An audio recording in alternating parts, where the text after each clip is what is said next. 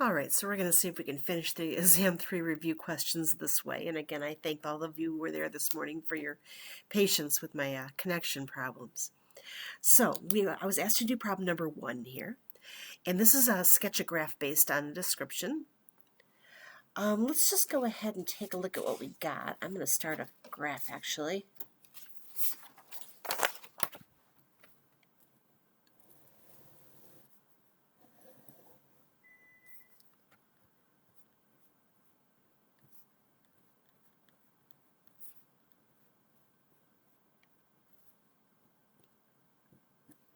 All right, we've got a few just specific points that we're given, and I'm going to start with those. F of 1 is 4, so I got my 1, 4. F of negative 1 and F of 3 are both 0. So I've got those 3 points on the graph. And then I've got some information about a first derivative test here.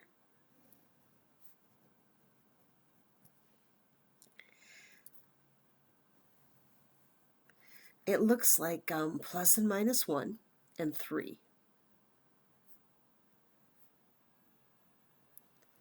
are my critical values.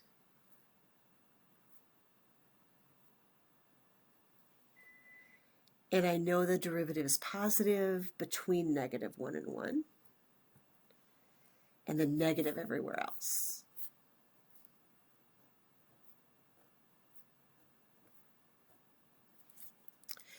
So I've got a minimum here at negative 1 and a maximum here at positive 1. I'm also going to notice that because the derivative is 0 at 1, this is a horizontal tangent line. But the other two, because the derivative's undefined, those are going to be vertical tangent lines. All right, second derivative test. 1 and 3 are my critical values.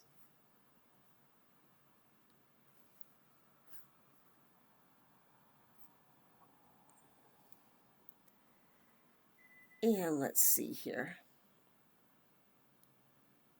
I have got a positive second derivative out here and a negative second derivative in the first 2 intervals. So concavity goes down, down, up. And that means that I've got an inflection point here at 3. So let's see if we can get some information here onto the graph.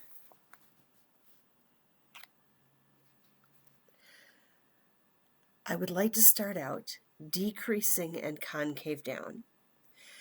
Here at negative 1, which I happen to know the y value for, I want a minimum with a vertical tangent line. So decreasing, concave down. I'm going to come in vertical at that point. And it's a minimum. I start increasing, but I stay concave down. And when I get to x equals 1 here, that's a maximum. That one, notice, has a horizontal tangent line. And then the last thing that I have to deal with is when I come into 3, I want to go back to a vertical tangent line. So I'm going to come in kind of vertical here. But instead of a max or a min, all I'm going to do is change concavity. So I'm changing to concave up there.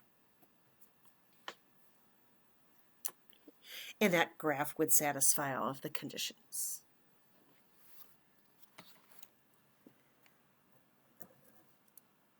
All right, the next request was for number 5. And we want the absolute max and min. The function is e to the x over x squared from 1 to 4.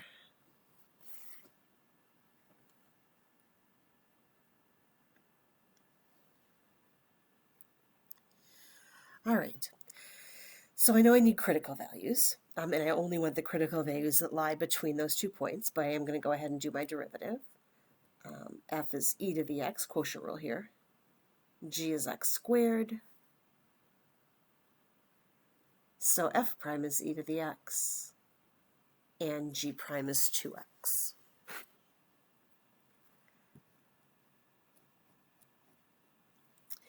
So my derivative would be gf prime minus fg prime over g squared. X squared squared will be x to the 4th. And I would like to know where that's either 0 or undefined. I can see already it will be undefined if x is 0. Truthfully, I don't care much about that because 0 is not in my interval. So I'm going to notice, yeah, it happens, but I'm kind of going to ignore it since it's not relevant for this problem. And I'll just go ahead and say let's multiply both sides by x to the 4th.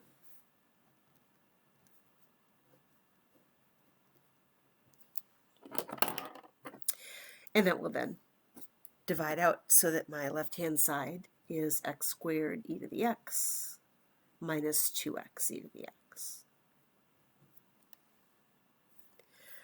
All right, I could factor out x e to the x,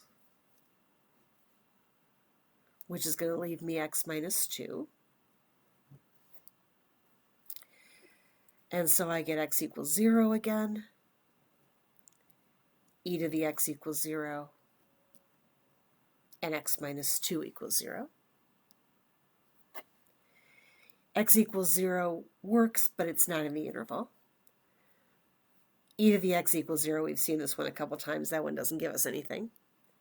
And so actually, x equals 2 turns out to be the only one that I'm truly interested in of all of that. So since I just want absolute max and min, I'm going to keep the endpoints 1 and 4, and then I'm going to put in the only critical value that was in between them, x equals 2, and then I need y values for all of those. Remember that y was originally e to the x over x squared, and so I need to put all of those into my calculator. If I have one handy, I'm going to have to go grab one. Hold on, I'm going to pause here. Okay, there we go. So I went ahead and I put the function, the e to the x over x squared, into my calculator, and then I can just quickly with a table get the y values.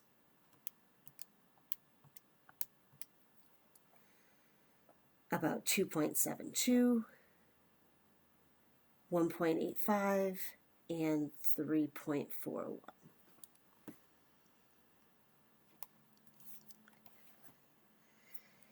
So it looks like this one turns out to be the absolute minimum. Right, technically it would be 1.85 at x equal 2. And similarly here for the absolute maximum. Just picking the largest and smallest y values there. All right, so that's 5. 7 is our next one.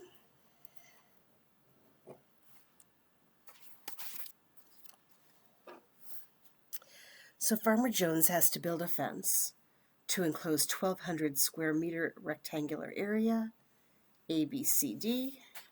Just get that.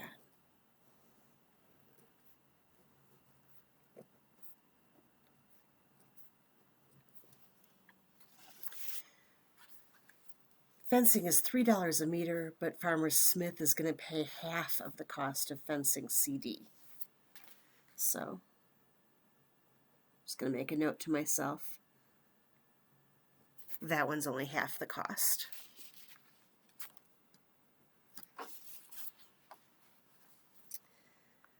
All right, what's the maximum amount that Jones will have to pay?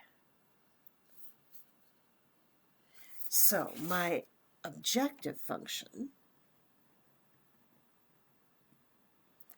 is going to be the cost. And if I say these sides are x and those sides are y, for example, then the cost would be $3 on the x side plus $3 on the y side, plus $3 on the x side, and here he only has to pay half. So 1.5 on the y side.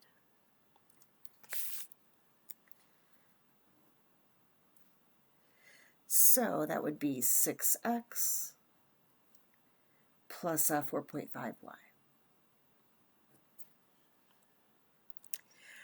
All right. We also have a constraint. We know that this fence had to enclose a 1,200 square meter area. So area becomes our constraint. With my variables, area would be x times y, and that's equal to 1,200. So I'm going to say y is 1,200 divided by x. And I'll plug it in there in order to reduce the total number of variables.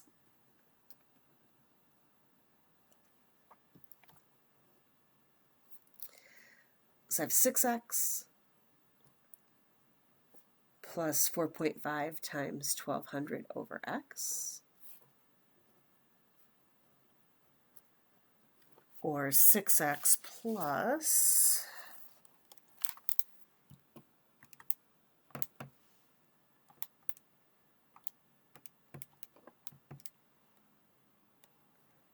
one more time, 4.5 times 1,200, 5,400, and that would be x to the negative first.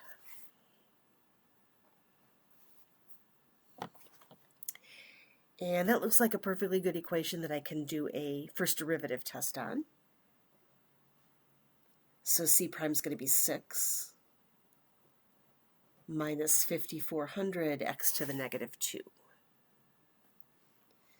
And I would like to know where that's equal to 0. So I'll say 6 equals 5,400. And that x to the negative 2, I'm just going to move that back into the denominator as an x squared. So 6x squared equals 5,400. X squared would be 900. And x would be 30.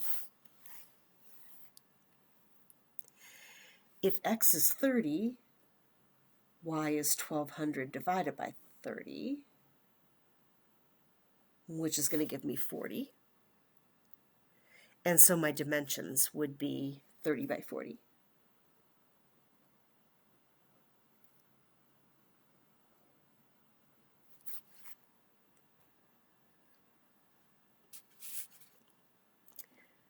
Right.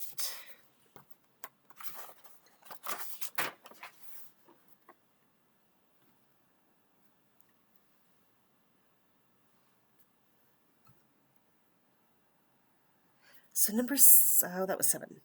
9D is the next one.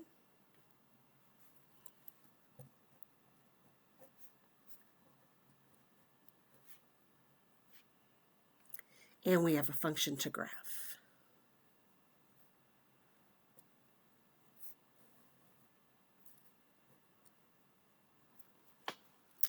All right, and this particular one specifically said we don't have to do the inflection points. Don't worry about the second derivative test, basically. So I'm going to start with, since it's a fraction, I want to think about my asymptotes, holes, limits in general.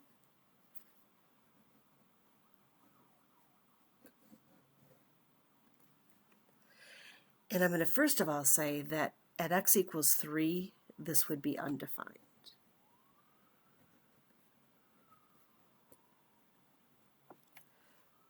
So that means I should take the limit as x approaches 3 and see what's going on there.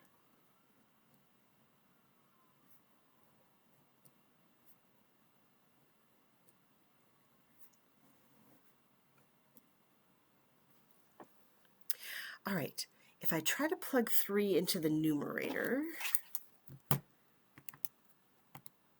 2 times 9 plus 15 minus 3 gives me 30 on top.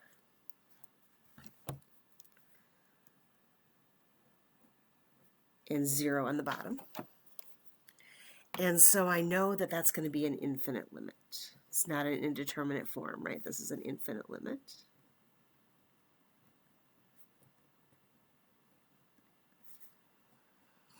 Telling me I do have a vertical asymptote at x equal 3.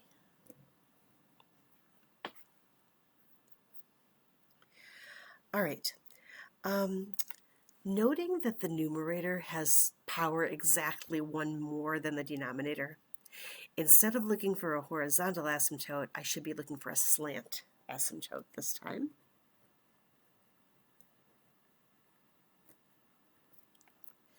And I do that with division.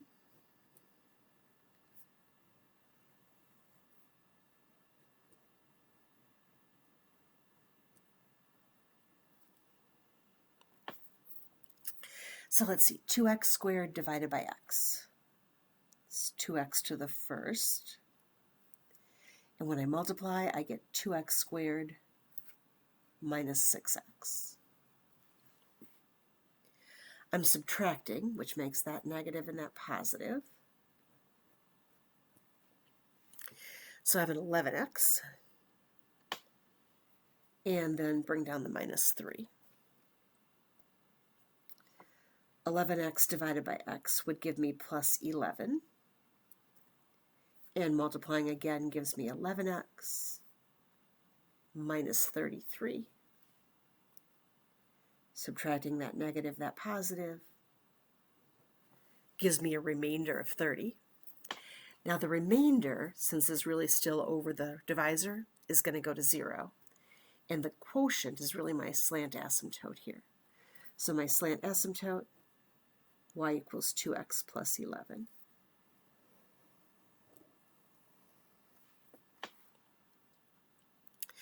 All right, we still need to do our first derivative test.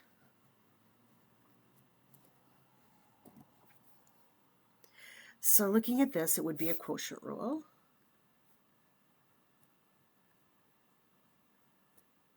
F is the top, G is the bottom.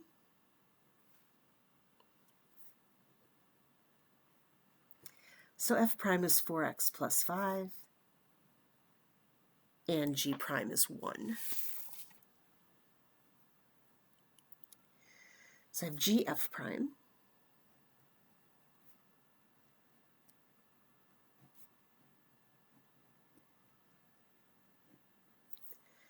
minus fg prime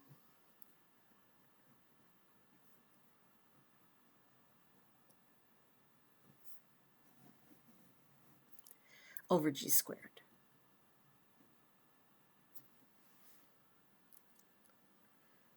All right, a little bit of algebra here. I'm going to multiply this out. See, negative 12x and positive 5x would be negative 7x. And distributing the negative.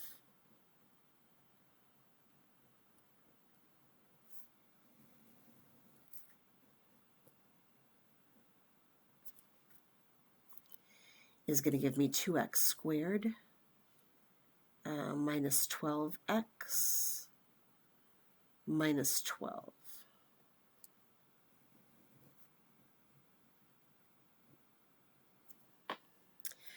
All right, I can just visually see that this will be undefined when x is 3. Not surprised at that because I already know what's going on there. 3 is a vertical asymptote.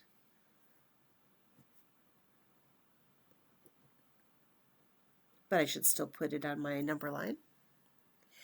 And then, other than that, if I set that equal to 0, I can multiply both sides by the denominator, which just gives me 0 equals the numerator.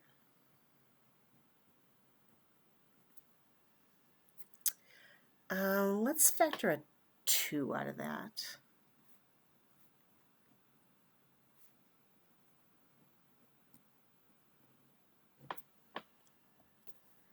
And I still get something I can't factor, so I think to solve that I'm going to have to deal with a quadratic formula. So we'll do that.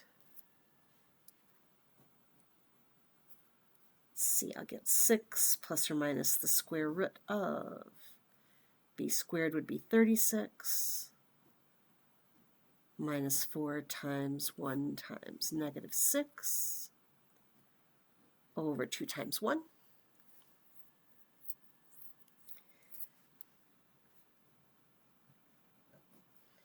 +26 plus 24 is 60. And I'm just going to get decimal approximations for that.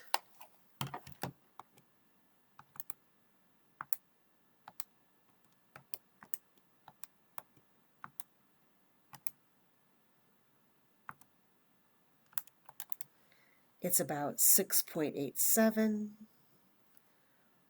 or do the minus, negative 0.87.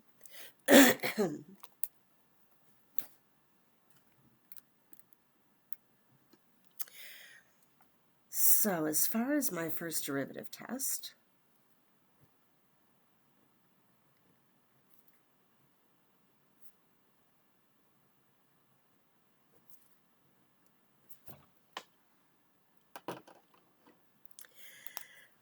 this would have been the most simplified form that I had for that first derivative.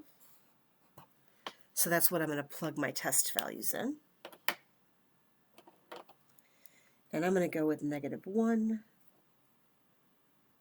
0, 4, and 7.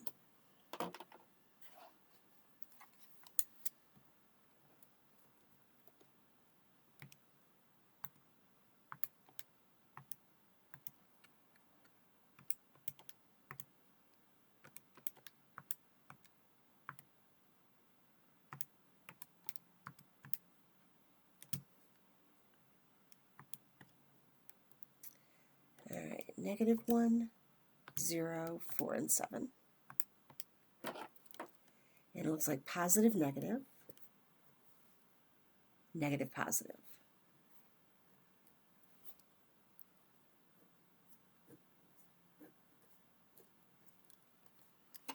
So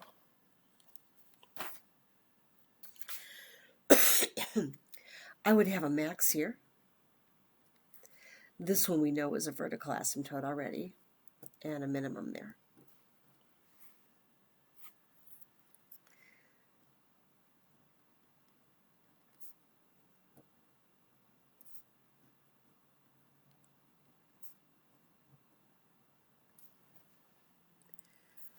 All right, I'm going to change my y equals one more time. I'm going to go back and put the original function in here now.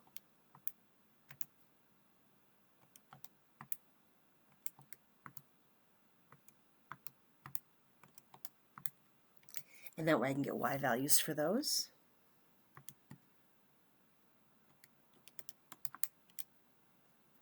This one's about 1.51.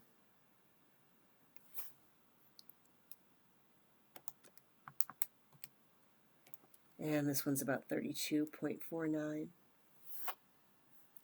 I know it seems really weird when the y value is bigger on the minimum, but remember there's a vertical asymptote in between these, so anything can happen. All right, so what do we got? I need a new piece of paper in this.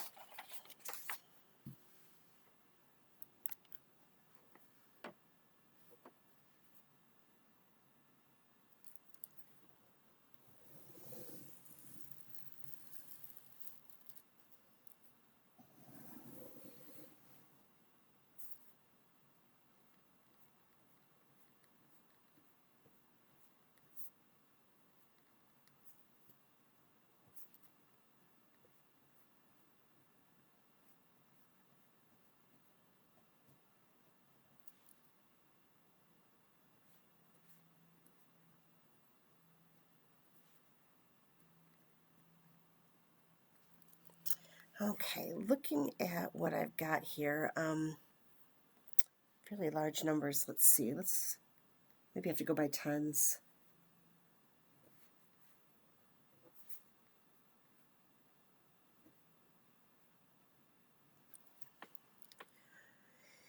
So I have my vertical asymptote at 3.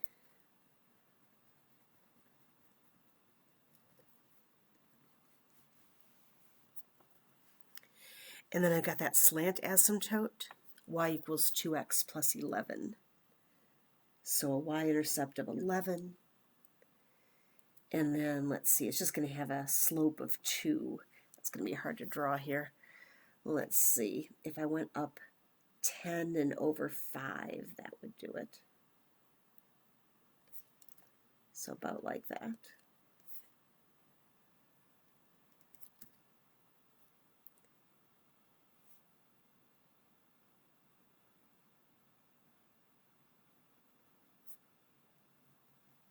I'm just using my slope of 2 is 10 over 5, since I counted by tens on my y-axis.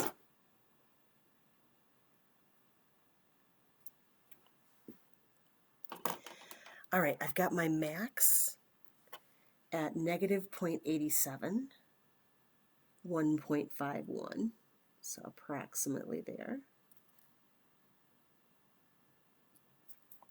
And I'm going to kind of see already if I'm going to approach the slant asymptote over here and the vertical asymptote here. And then I've got my minimum, 6.87, 32 and a half. Roughly there. And same thing.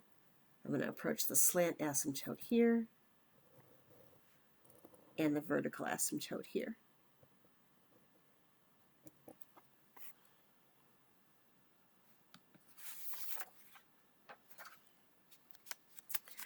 All right, so that was 9D. We're going to take a look at a couple of the related rates problems, 10 and 11, to wrap us up here. So number 10, fisherman catches a fish and reels in his line at the rate of 1/3 foot per second. Tip of the fishing pole is 12 feet above the water and directly over the fisherman's head. I suppose that's not super realistic, but we'll live with it. Find the rate at which the fish is approaching the fisherman when it's 20 feet away. We'll assume the fish stays at the water's surface. All right, so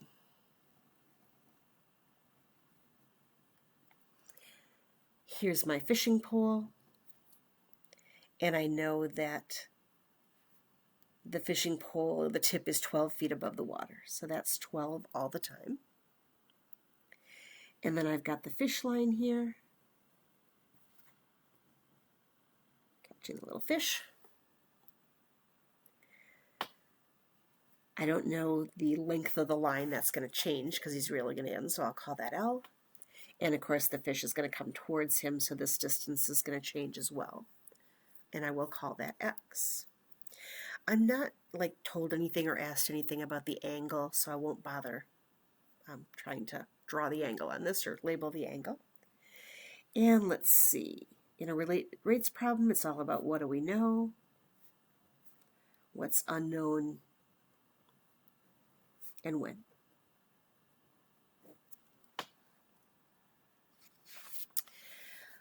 All right, so back to the problem. We do know that the line gets reeled in at the rate of 1/3 foot per second. So that means the line is getting shorter, and its rate of change, dl dt, would be negative 1/3.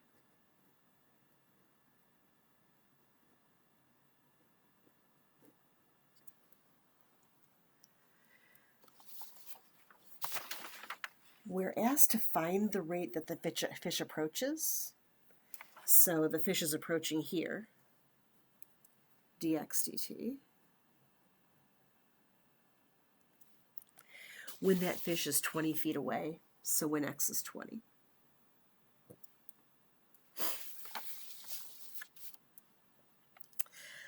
All right. I need to write an equation then that relates the x and the L, and I think a Pythagorean theorem is the way to go here. So I would have x squared plus 12 squared equals L squared, or x squared plus 144 equals L squared. And if I start taking my derivatives here, I'd have 2x dx dt plus 0 equals 2L dL dt. And just to keep the numbers small, if you want to divide out those 2's, you certainly can. All right, I want to start plugging in numbers. And I have a value for x. dx dt is okay being unknown. But right now I don't have a value for L, and I'm going to have something to plug in for that. So over here in my when information, I'm going to take a real quick redraw on that triangle and put the 20 in for the x.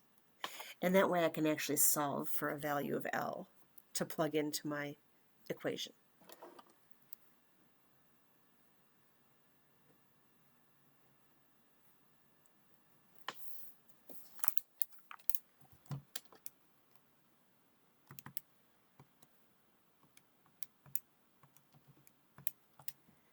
Oops, not 14, 12. 12 squared plus 20 squared. And I need the square root of that. L is about 23.32.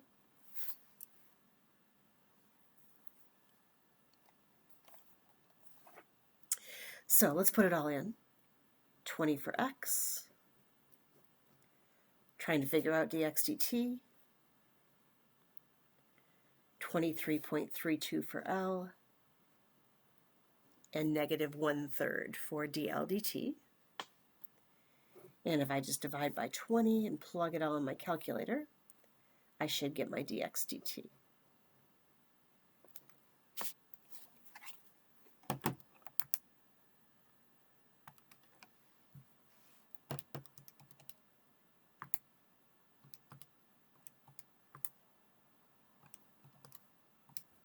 About negative 0.39. And that would be in feet per second also.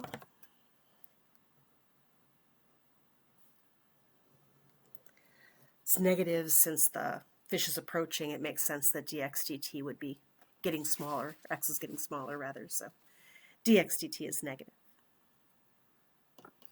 All right, there was one more request, and that was number 11.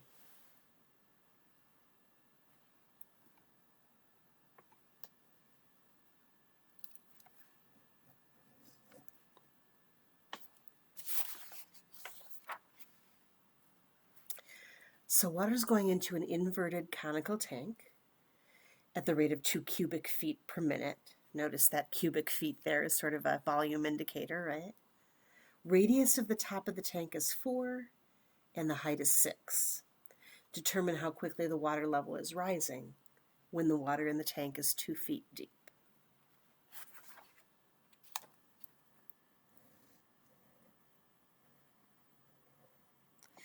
So there's my tank. Radius of 4 and a height of 6. And then I know it's not completely full, so I also have a smaller cone down here. That's just the water level. And I'm going to say that has a radius of r and a height of h.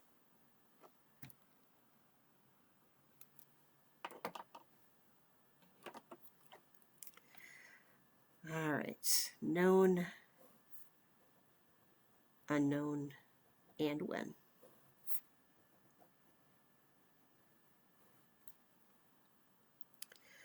So let's see. The known was that, let's see, water's flowing in. So positive rate of change of volume would be a positive 2.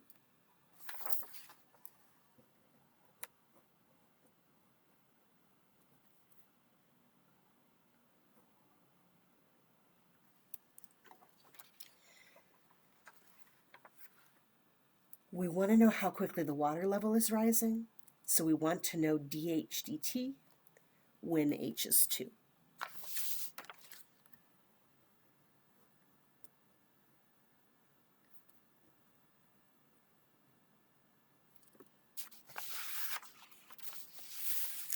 All right, so I do have to have an equation relating V and H, and I'm going to start with just the volume of a cone. 1/3 pi r squared h. And we have too many variables, right? I would like to get rid of that r. So I'm going to use the similar triangles in my picture. R over h equals 4 over 6. I could reduce that fraction to 2 over 3. And r would be 2/3 times h. So let's plug that in over here.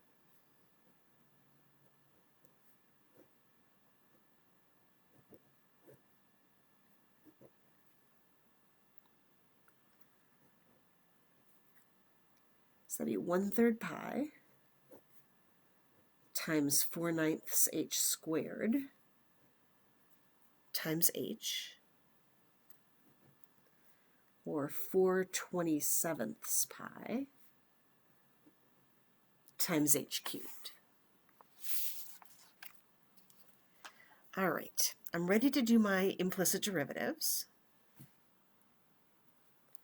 dv dt equals 4/27 pi times 3h squared dh dt.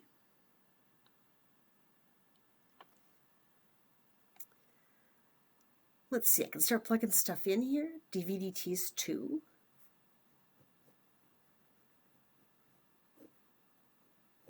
H is 2. And dh dt is what we don't know.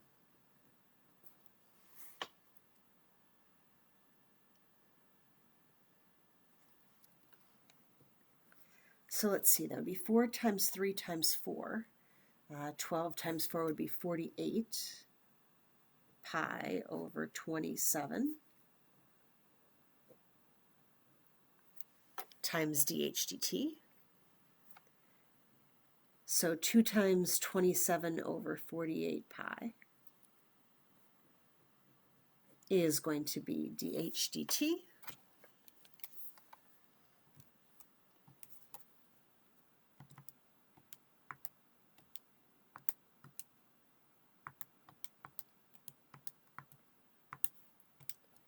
Is about 0.358.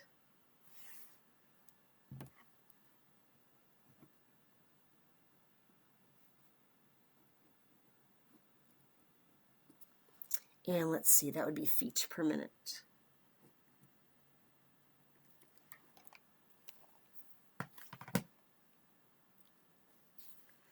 All right, I think those were the ones that were requested.